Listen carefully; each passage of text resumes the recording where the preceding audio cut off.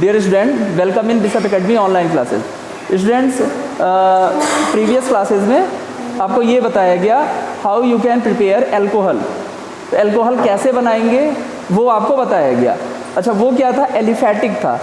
Now it is time to learn about aromatic alcohols. Aromatic alcohols में सबसे पहला कौन सा आता है? This one is phenol. These are Savlon, Dettol, जितने भी इस तरह के ऑइंटमेंट हम यूज़ करते हैं उसमें क्या होता है? मोस्टली फिनॉल होता है। दिस वन,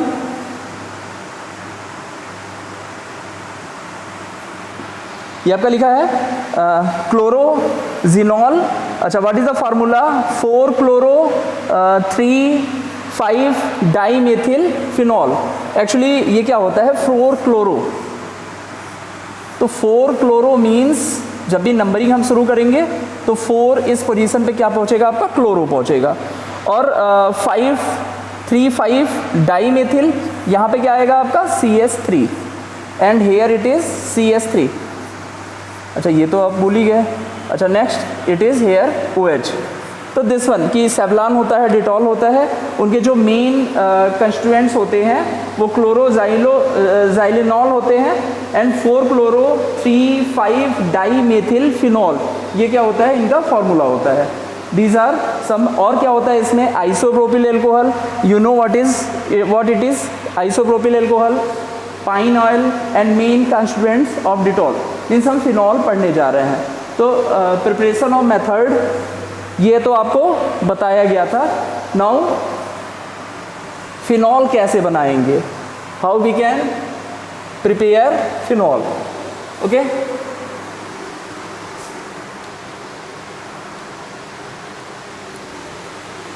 तो पहले फिनॉल का कुछ इंट्रोडक्शन समझ ले रहे हैं कि phenol are compounds contain OH group attach directly in aromatic ring. Aromatic ring से डायरेक्टली क्या होता है? जब भी ज्वाइंट होता है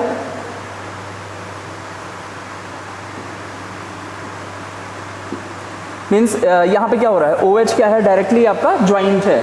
तो दिस वन इज फिनॉल। और इसके डिफरेंट कंपाउंड्स को भी बताया गया। इसे क्या कहेंगे? आर्थोक्रिजोल, जब CS3 यहाँ पे लगा रहेगा।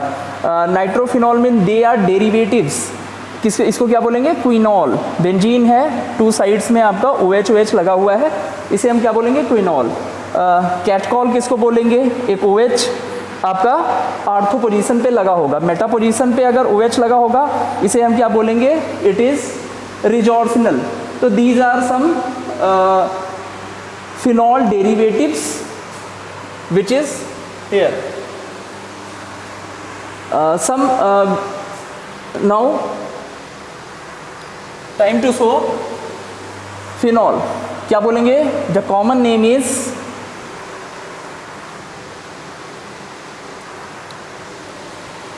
It's common name is hydroxy benzene, C6H5OH। C6H5OH। Normally क्या बोलेंगे इसको? हाइड्रोक्सी बेंजीन बोलेंगे। Structure, let us see structure hybridisation of phenol. This one is, ये क्या होता है आपका? स्ट्रक्चर इन डिटेल और फिर पढ़ेंगे। बट ये देखिए पहले, जितना भी फिनॉल होगा, क्योंकि जो फिनॉल होता है, फिनॉल में क्या होता है आपका? यहाँ पे डबल बॉन्ड्स लगे हुए होते हैं। इस तरह से आपका डबल बॉन्ड एरोमेटिक रिंग पे लगे होते हैं। और OH ग्रुप कहाँ पे होता है? OH ग्रुप यहाँ पे होता है। तो जब भी हाइब्रिडाइजेशन हम देखते हैं, सिंपली अगर CS3 सिंगल बॉन्ड CS3 है आपका, तो यहाँ पे क्या होगा? जो हाइब्रिडाइजेशन होगा, हाइब्रिडाइजेशन विल बी sp3। अच्छा, हाइब्रिडाइजेशन क्या होगा? sp3 होगा। बट अगर डबल बॉन्ड यूज हो गया है तो डबल बॉन्ड में हाइब्रिडाइजेशन क्या होगा आपका? sp2। तो जो एरोमेटिक रिंग होता है वहाँ पे हाइब्रिडाइजेशन sp2 ही होता है। बट इन OH यहाँ पे जो O होगा sp3 हाइब्रिडाइज स्टेट में होगा। आपको ये पता है जितने भी NH3 हैं, जितना H2O है, these have hybridization of sp3। तो total this one benzene OH hybridization जो होता है वो क्या होता है आपका? डिफरेंट होता है। एरोमेटिक रिंग में जितने भी होंगे वहाँ sp2 हाइब्रिडाइजेशन होगा। But in OH it will be sp3 hybridization. Okay, formation of sigma and double bond, थोड़ा इनका भी स्ट्रक्चर देख लीजिए कैसा होता है कि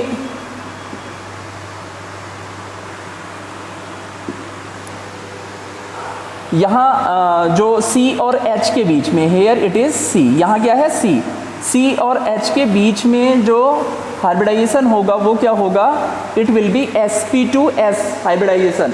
sp2 किसका, sp2 कार्बन का, और s किसका, s हाइड्रोजन का। ओके, यहाँ पे जो हाइब्रिडाइजेशन होगा कार्बन और कार्बन के बीच में, ये क्या होगा आपका sp2 आपको बताया मैं क्योंकि यहाँ पे अल्टरनेट डबल बॉन्ड्स हैं, और डबल बॉन्ड्स की वजह से क्या होता है, हाइब्रिडाइजेशन चेंज हो जाता है। मीन्स अगर सिंगल बॉन्ड में sp3 है तो डबल बॉन्ड में हाइब्रिडाइजेशन क्या होगा, sp2 हो जाएगा। नेक्स्ट वन, अगर हम कार्बन और ऑक्सीजन के बीच में बात करेंगे तो यहाँ पे हाइब्रिडाइजेशन क्या होगा, sp2 sp3।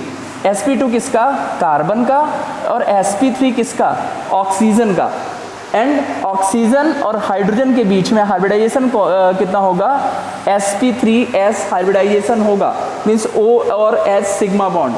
तो these are total sigma bonds. Sigma bond किनके बीच में बनेंगे, एक तो बनेगा आपका C और H के बीच में, एक किसके बीच में बनेगा, C और C के बीच में बनेगा, एक किसके बीच में बनेगा, O एंड H के बीच में बनेगा, और एक किसके बीच में बनेगा, सिग्मा कार्बन और ऑक्सीजन के बीच में बनेगा।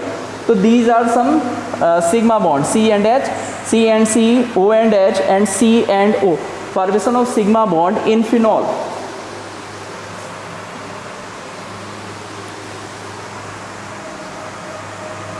Okay, this is the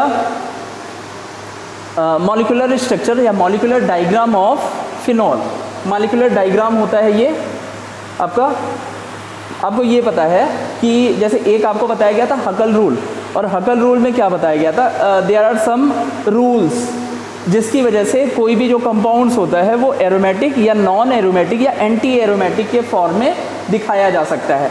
तो यहाँ जब भी हम बात करेंगे तो जो p ऑर्बिटल्स हैं वो क्या है, उनकी ओवरलैपिंग जैसे बेंजीन में होती है, एज इट इज़ ऐसा होगा।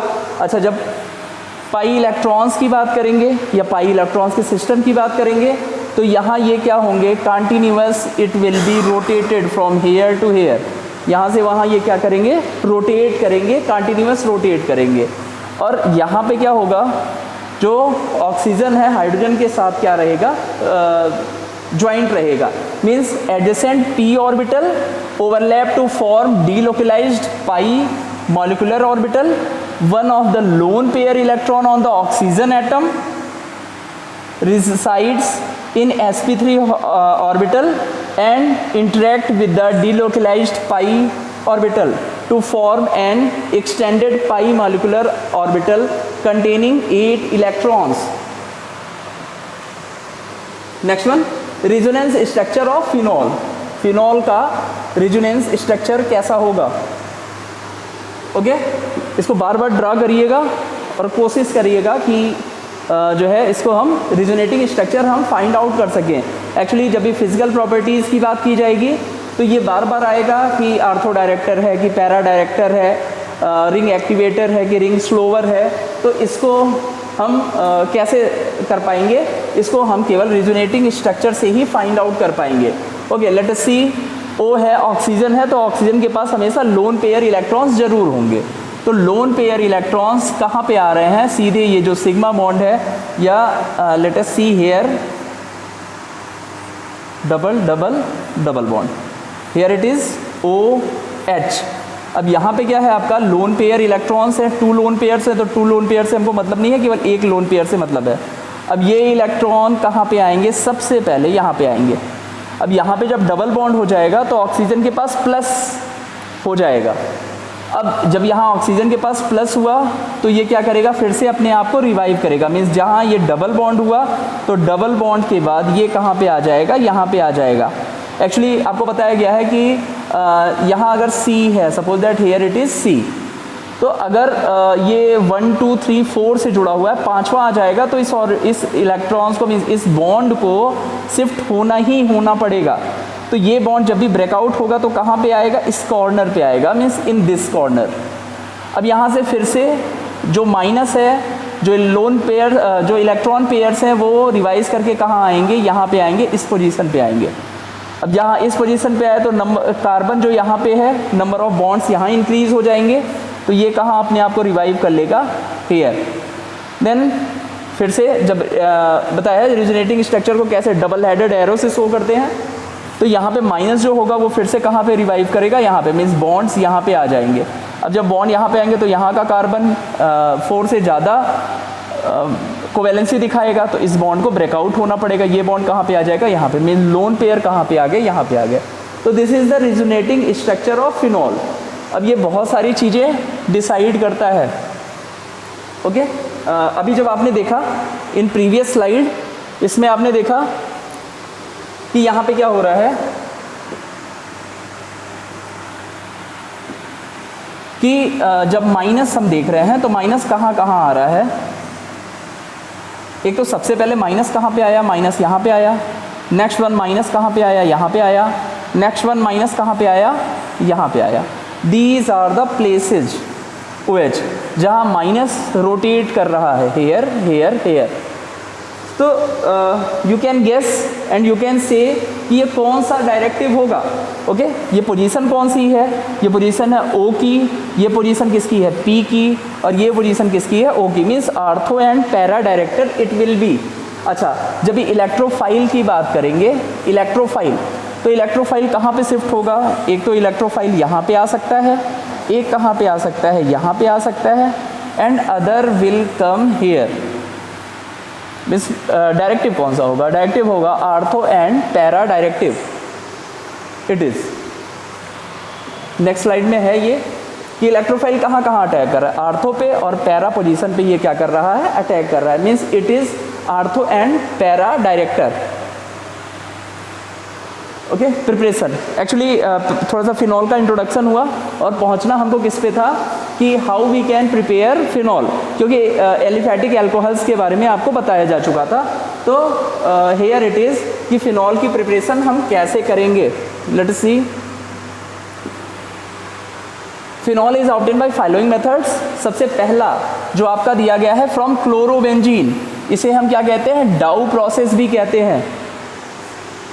We call it Dow process. तो एग्जाम्स में आपका ये भी आ सकता है कि डाउ प्रोसेस के थ्रू हम फिनॉल कैसे फॉर्म आउट कर सकते हैं।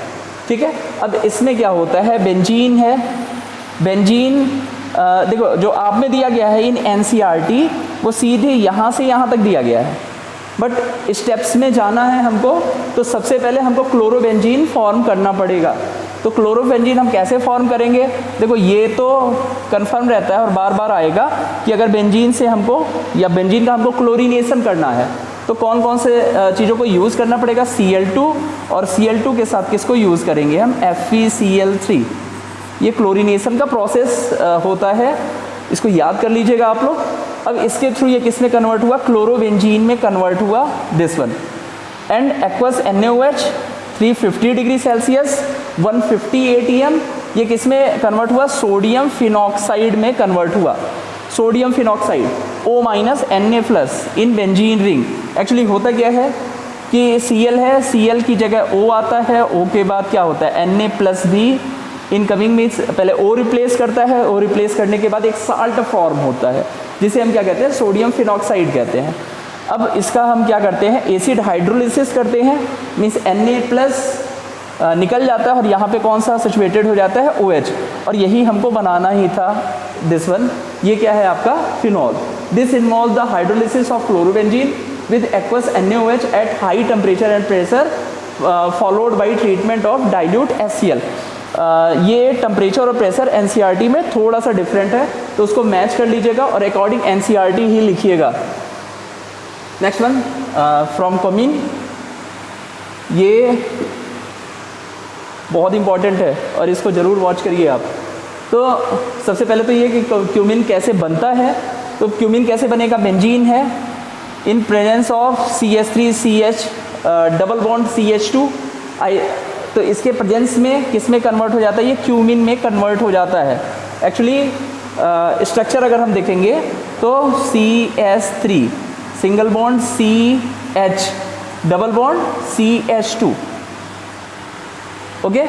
अब यहाँ पे क्या होता है, एक बॉन्ड आपको हटाना पड़ेगा और एक बॉन्ड यहाँ से हट के यहाँ पे क्या होगा, आपका बेंजीन प्लॉट हो जाता है और CH3 कहाँ चला जाता है, मीन CH3 अगर यहाँ पे आएगा तो सेम थिंग आपको फॉर्म आउट होगी, इट इज़ क्यूमीन।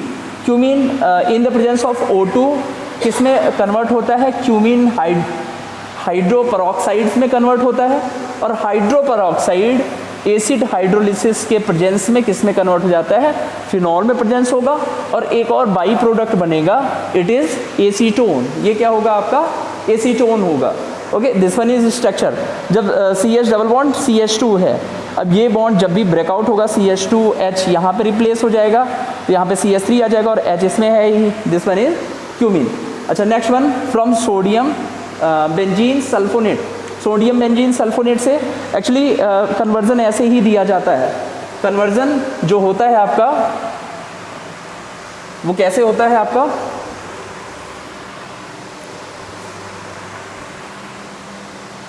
जो कन्वर्जन को दिया जाता है आपका, वो कन्वर्जन ऐसे ही होता है कि ऐसे नहीं कि आपको क्यूमिन दिया गया है और आप फिनॉल फॉर्म करेंगे, नहीं। सबसे पहले बेंजीन होगा, बेंजीन से आप क्यूमिन को फॉर्म करेंगे, या फिर यहाँ पे भी बेंजीन है, बेंजीन से आप किसको फॉर्म करेंगे, सल्फोनिक एसिड को फॉर्म करेंगे। सल्फोनिक एसिड से किस में कन्वर्ट करेंगे, आप बेंजीन सल्फोनेट में कन्वर्ट करेंगे। इंटर कन्वर्जन बहुत इंपॉर्टेंट है और इंटर कन्वर्जन आपसे पूछा भी जाता है। तो सिंपली सबसे पहले क्या होता है, बेंजीन। बेंजीन को फ्यूमिंग पढ़े होंगे आप, फ्यूमिंग H2SO4 के प्रेजेंस में जब रिएक्ट करेंगे तो ये क्या होगा, बेंजीन सल्फोनिक एसिड फॉर्म होगा।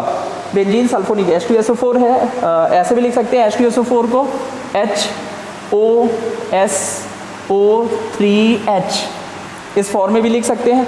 अब ये डायरेक्टली अटैच हो जाता है किससे, ऑक्सीजन से अटैच हो जाता है। इन प्रेजेंस ऑफ NaOH किस में कन्वर्ट होगा, सोडियम बेंजीन सल्फोनेट में कन्वर्ट होगा, means it is salt, salt में कन्वर्ट हो जाएगा। फिर से NaOH के प्रेजेंस में O- Na+ में कन्वर्ट होगा और उसके बाद से जब एसिड हाइड्रोलिसिस करेंगे तो ये किस में कन्वर्ट हो जाएगा, it will be converted into phenol. This involves fusion of sodium benzene sulphonate with solid NaOH and 300 degree Celsius followed by treatment with dilute HCl। Next,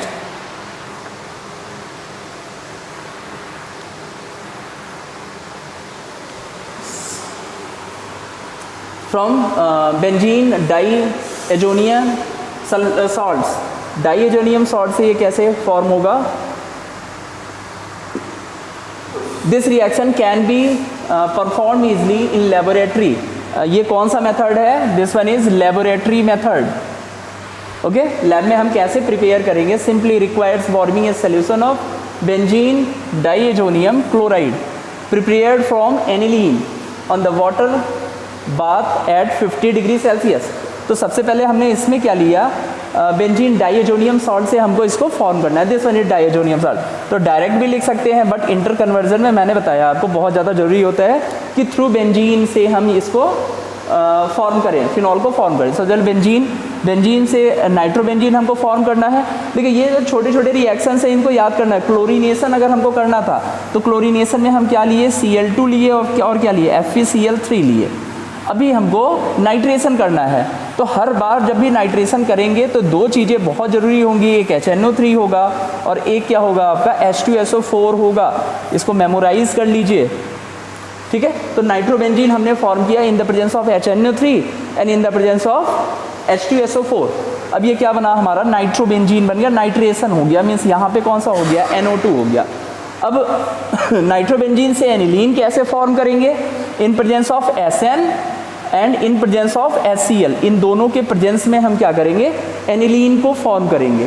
अब यहाँ से बहुत इंपॉर्टेंट है, NaNO2 और HCl के प्रेजेंस में हमने क्या बनाया, डाईएजोनियम क्लोराइड को हमने फॉर्म किया, N2Cl-। अब H2O के प्रेजेंस में हमने क्या किया, यहाँ पे फिनॉल हमने फॉर्म किया। तो बीच में क्या बना, नाइट्रोबेंजीन, नाइट्रोबेंजीन से एनिलीन, एनिलीन से क्या बना, बेंजीन डाईएजोनियम क्लोराइड या बेंजीन डाईएजोनियम सॉल्ट भी कह सकते हैं। उसके बाद से क्या फॉर्म हुआ हमारा, फिनॉल। स्टेप वाइज इसको मेमोराइज कर लीजिएगा। Okay, next one from coal tar। तो कोल तार से जो आपका प्रिपरेशन है वो आपकी एनसीईआरटी बुक्स में नहीं है, बट है क्या, एक पॉइंट्स दे रखा है और ये कोल तार को इन्होंने क्या किया है, एक्सप्लेन किया है। तो कोल तार मेथड प्रिमिटिव में या फिर प्राइमरली इसको यूज़ किया जाता था कोल तार को। तो यहाँ पे सबसे पहले क्या होता है, मे बी दे दिया जाए या फिर कंपटीशन में ही पूछ लिया जाए, तो सबसे पहले क्या होगा, फिनॉल से ही शुरू करते हैं। तो ऐसा भी होता है कि रिएक्ट जो हमको प्रोड्यूस करना है या जो हमको प्रोडक्ट फॉर्म करना है उसको हम क्या करते हैं, उसी से शुरू करते हैं। तो सबसे पहले हमने क्या लिया, फिनॉल लिया। फिनॉल के बाद NaOH को यूज़ किया और यहाँ पे हमने क्या बनाया, एक सॉल्ट बनाया प्लस वाटर। अब इसी सॉल्ट को in presence of CO2, in presence of H2O हमने क्या बनाया, ये C6H5OH या फिनॉल जो हमको बनाना था वो हमने क्या किया, फॉर्म किया। और बाई प्रोडक्ट में क्या निकला हमारा, Na2CO3 निकला। Phenol is finally isolated by resulting mixture of phenol in distillation. Fractional distillation के थ्रू हम क्या करते हैं, इसको फॉर्म आउट कर लेते हैं, क्योंकि बहुत सारे प्रोडक्ट्स इसी में होते हैं। फिनॉल भी होता है, क्रिजोल भी होता है। See coal tar provides a natural source of phenol and cresol, but nowadays provides less than 10% of the total supply. The middle oil fraction इसके थ्रू बनाया जाता है at the temperature of 170 and 240 degree Celsius of coal tar contains phenol, cresol, naphthalene. The oil when cooled deposits solid naphthalene which is removed by centrifuging the mixture. The oil left the agitated with NaOH solution when phenol and cresol dissolve as sodium salts. So this one is okay. Thank you for watching. Next video में what is phenol, what is its physical property, ये सारी चीज़ें आपको explain की जाएंगी। किसी भी doubt और क्वेरीज के लिए मैसेज करिएगा in Google classroom. Thank you.